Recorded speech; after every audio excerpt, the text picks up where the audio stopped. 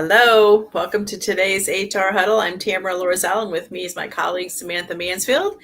And we are here to explore topics talent related, HR related for HR professionals and talent leaders in firms. And Samantha and I have been doing a lot of coaching around advisory skills and developing partners and managers as advisors. And one of the things that we've talked with HR professionals about and talent leaders is how to be that advisor for your firms around all things talent. Mhm. And so we thought we would just explore some of the concepts and apply them for you as HR professionals and leaders to say, how do we maybe have a voice, maybe influence and impact and lead different change initiatives. I think that's one of the other things that we've been doing a lot with firms is really getting in there and saying, how do we manage change and how do we drive new adoption of maybe new skill sets or new initiatives that we're working on. I know there's probably a long list of things that you are focusing on. You're looking at the second half of 2025 now and saying, what is it that we want to be accomplish here in the next 5-6 months that we have left in the remainder of the year. And so we thought we would just stop and say, what does that look like? And how can we empower you as HR leaders and talent leaders to really drive those initiatives forward and be heard and make change, like real, tangible, people are applying the concepts. So I think that's kind of the big picture. Samantha, what would you add for the setup, the context for this conversation? I think the setup for the practitioners that we're talking to is really embracing this idea that sometimes the people that we're serving and your clients you're serving are the leaders of the firms, and they don't always know how to ask what they want. They may have an expectation or they may know what they need, but they don't necessarily maybe know how to ask you on how to get there. And that's the same thing that accountants get with their clients sometimes is they need help. They know what their goal is, but they don't know how to put the ask together. And so for you to embrace your advisory mindset, just like we're working with the practitioners to do this in their service lines, this is a way that you can think about it is sometimes we're saying, but my leaders aren't asking me for this. And just recognizing that they may have these goals, they just don't know how to put it into an ask and what that would look like for you to be able to make a difference. So that's how I would also equate it to when you're approaching them and how to embrace the mindset. Yeah. Well, so let's talk about how to do that and maybe some strategies. And some of these might be new, some of them might be, oh, yeah, I forgot about it, or maybe a new twist or a new take on it. Yeah. When you think about being an advisor, we want to be providing the big picture, looking at trends. What is happening in the area of talent in this case? What's happening with engagement, talent development? I know career pathing is a big topic this year. And how do we map those skill sets and competencies that many firms have been working on and developing so that people are clear what it takes to progress, HRIS systems, revamping our feedback processes and approaches, like the list goes on, right? And so coming at it from an advisor, here's the top trends in talent for the year, and here's the ones we're going to focus on and why. And then from a change communication perspective, here's what's going to be better when we do. Here's what's going to change. Here's what's not going to change, because we're always afraid of change or resistant maybe to change, and to different degrees. We fall at different places on the change adoption curve, but trying to identify, hey, here's the things that we're going to need to do and, why it will be better. Or flip side is what will happen if we don't change? Mhm. What's the cost or what's the impact if we don't make this change, if we don't get clear career paths? or the cost, maybe from a talent engagement and maybe from a pure cost of HR professionals, if we're not using an HRIS and, some self-serve and those kinds of things, having the right balance of relationships in HR. But we need to identify what those things are. And then what are we expecting you to do to make this change? And getting very specific about it. There's some skills building and skills development. There's some, application, to say, here's what it looks like with your coachees or with your team, or here's what's going to change in your process, so that people know what the exact specifics are going to be. So if we think about it from a big picture trends perspective, we're bringing that back to the leadership. We're acting as an advisory and in specifically applying it to how it's going to be better, what difference it's going to make, for, retaining our talent, for elevating them faster, that they can have a direct impact. They can feel the impact, or they can see what the cost is going to be if we don't do that, the risk if we don't do that. So that's a place to start is, are we really attending conferences, reading, bringing those, top trends to our partner team and talking about what the priorities are and how does that fit, with each of them. And I think it's valuable what you just started saying of go to outside sources as well, because we can say, well, we know what's going on in our firm and we know what we need to do.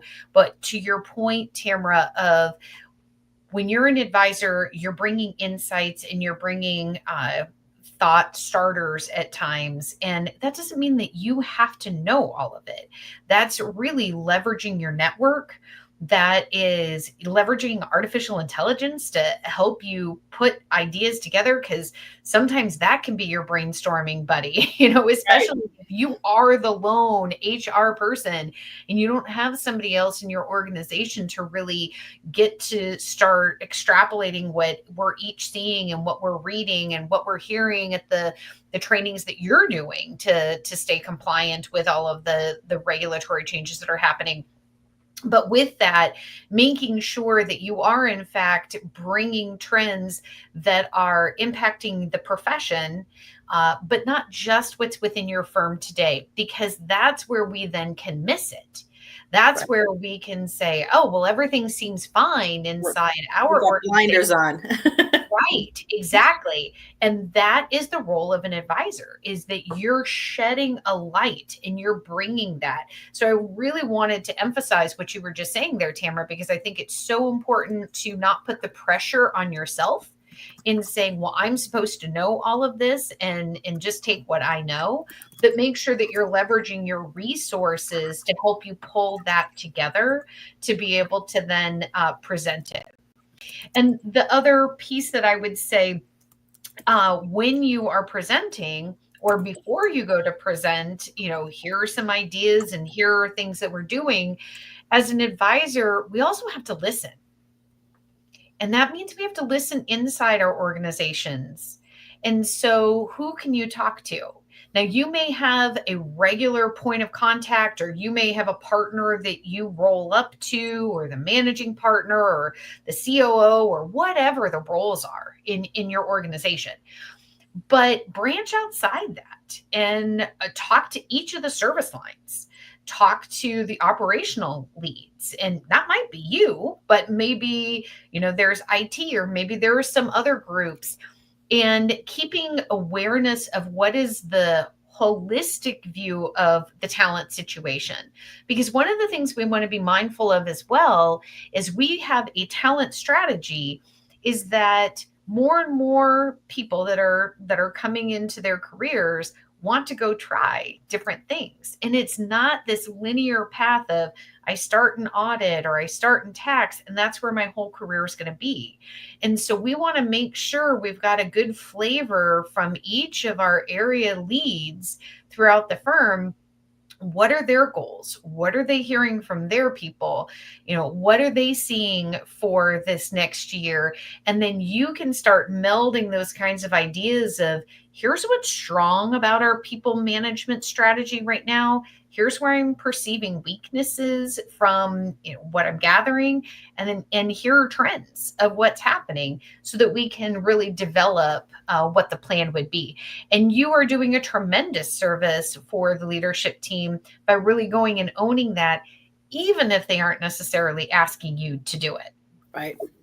I think part of that listening tour is getting good at asking questions also. Mhm. I know that's one of the things that we've been talking a lot about is how to get really good and comfortable asking quality questions.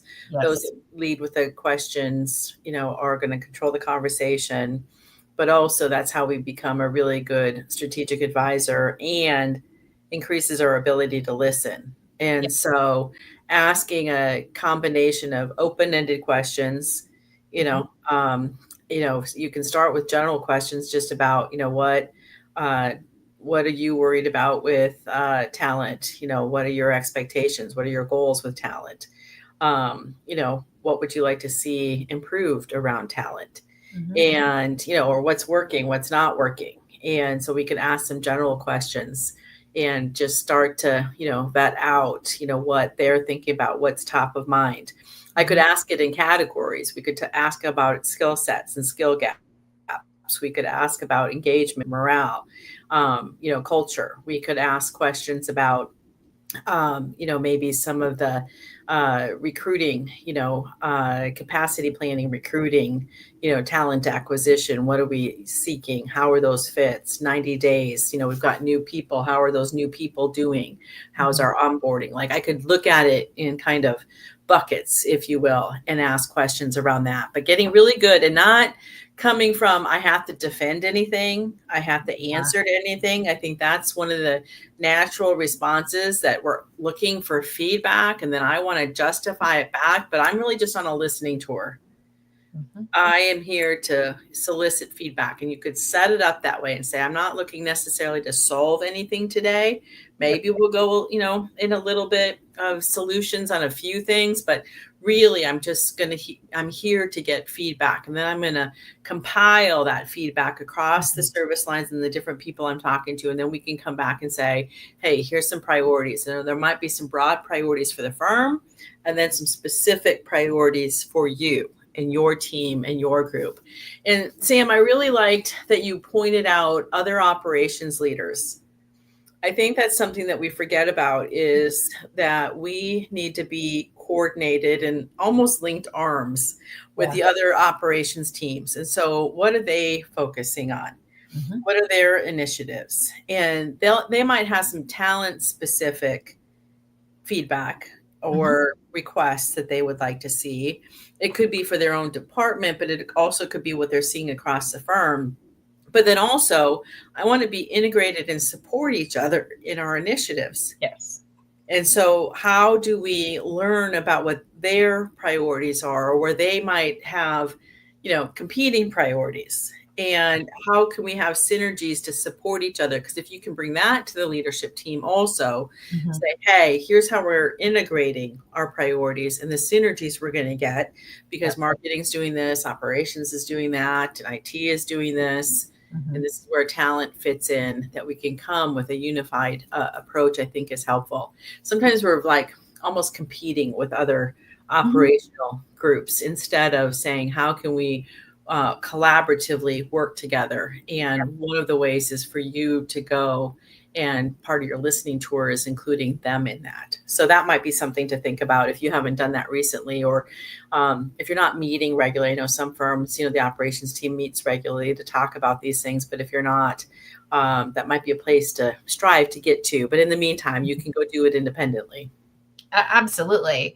Well, and to your point too, the what I see is so many times we think what our talent needs for our service line or our area of the practice is different. It's well, tax needs different, and it can't possibly, like, what is really going to cross over with the marketing team or IT team and those kinds of things, because the the technical knowledge they need is different than the service line leaders if they need. Right.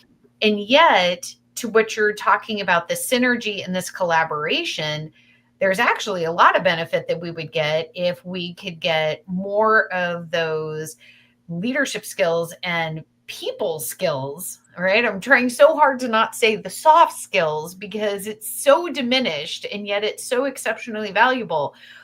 But talking to more and more firms who are doing things like working genius and trying to help people make sure that they're getting into the right spot and the right type of role, and predictive index and Myers-Briggs and all of those things, so that we do actually communicate and make decisions so much more effectively because we have an awareness, that self-awareness, and then that knowledge of how we work together. And it takes somebody raising that. And it takes somebody saying there's value in all of us doing this for both internal in the organization, but also how we work externally with our clients as well. It always comes into play. So that was something that was really striking me, is because I think too often in the needs analysis gap, we get really focused on the technical. And yet in this advisory world that we're in, those people skills are so much not more important. I don't like where I started going there, but it's equally as important, and it's lacking for a lot of people. So when we do that analysis, we really need to look at that and see where that is across the whole organization, so that we just function more efficiently and we have trust, and there is economies of scale that happens exactly from that. The other element I was going to point out when you started talking about priorities is to make sure that we do actually prioritize, and that as that advisor, we can't let them being our firm and the leaders in our firm, say, okay, well, these are all the things we need, and so give me your action plan, HR, and go get these done in the next year. You can't. They can't. They can't do They can't that. absorb it. No, Right. they can't absorb all of the change. And, that's one of the things that we have to do is that, oh, hopefully I'm still there. Tamera, hopefully you're still there. But you really do need to make sure that we are doing priorities, and you pretty much can't do more than about 3 priorities at a time. So careful with that, because when you come in and you do this discussion and you get people excited about the potential, then they're going to want to charge you with going and getting it all done. So three priorities. Yes. And don't make them too big. Agreed. And it's not, I don't have to get it all done. What am I going to do to progress those priorities? Exactly. Am I okay? You are now. You're with us. Okay. So we don't have to, get the whole thing done. We can progress them. I think that's important, for us to identify. And I think, Samantha, one of the things that we hear, from maybe managing partners or boards is, we would really like, our talent leaders, our HR professionals to lead, to take ownership. You use the word, boss, when we were, boss people around, but really be empowered.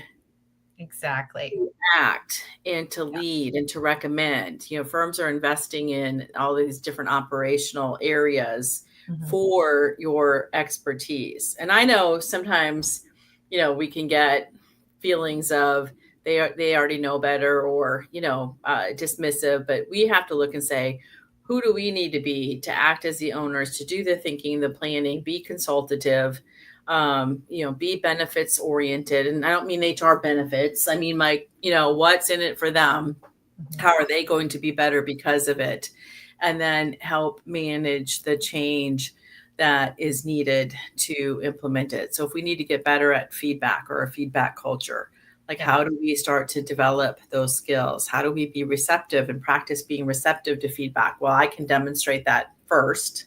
And then we can start to talk about how do we develop those skills, and where do we need to, focus on in our teams, on engagements, or as career advisors, or there's different levels of feedback that we could then practice to really create that feedback culture. As an example, or, we want to use our HRIS system to track goals and feedback conversations. And it feels like one more administrative, system that I have to update. But if we can show the benefit of it, and how it can help people, know how to progress in their careers. They're more motivated.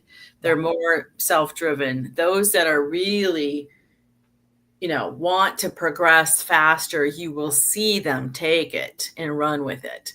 And we don't have to have everybody. I think that's the other misnomer, is like we have to have everybody, all at once, but we can get people to come along over time, and we will see that. So, using the systems, how do we get past that? Oh my gosh, it's one more thing I have to go log in and enter in and, do that. What does that look like? So really being that change agent and that leader and driving it. And, I think it's really, what people are looking for and needing. And some will vocalize it, like we've heard. But to your point, some don't know how to ask that. And so we can start demonstrating, the value by showing how it can be done. And I think that's important to keep in mind. Yes. And so one last thing that was striking me is, as you were saying, we may have hesitancy in saying or delivering certain messages because we think they know it, right? And practitioners can have the same worries of saying these things to their clients. Well, doesn't my client know this? Doesn't my client know more about their business than I do, right? But here's the thing, is knowing is not doing. And we can very much get in habits, and we can very much get in these paths, and we forget that there are some other best practices out there. And so I want to encourage that by not second guessing yourself by saying, oh, they know this, or I did a seminar, or I did a lunch and learn on this 3 years ago. We were just doing a session with seniors and supervisors this afternoon, reminding them that we have to communicate 7 times to get people to adopt and to fully absorb the message. And so I just want to offer that if you worry about, well, I've said this, or I've put it in an email, and don't people already know this?